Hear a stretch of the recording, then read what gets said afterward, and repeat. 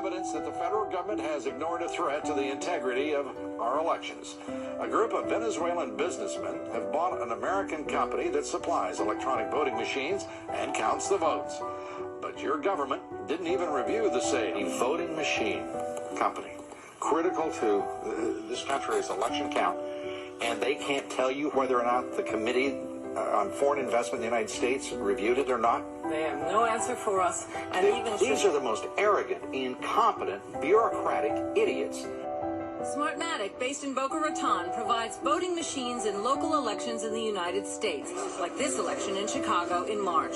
But Smartmatic has only 5 to 7 people working in Boca Raton, Florida. Smartmatic is a labyrinth of international holding companies owned by Venezuelan businessmen. The Smartmatic and other voting machine companies are private companies. They have proprietary software they can call a trade secret. Electronic voting experts with extensive experience say it's nearly impossible to verify if a proprietary system is tamper-proof. All of the voting system vendors in the United States are private companies. The problem is the closed-door proprietary nature of the process. The closed system we have right now makes it extremely hard to find out what's going on.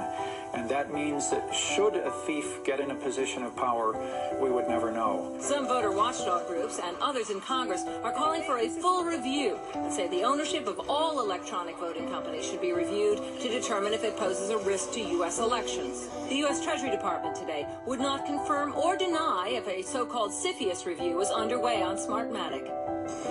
Watchdog groups question why U.S. voting machines would be under the control of citizens of another country, especially a country whose own election process is highly suspect. We believe this is a national security issue.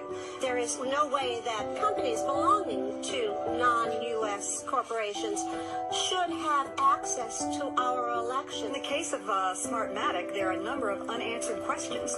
That's why I wrote to the Secretary of the Treasury and asked them to review the ownership.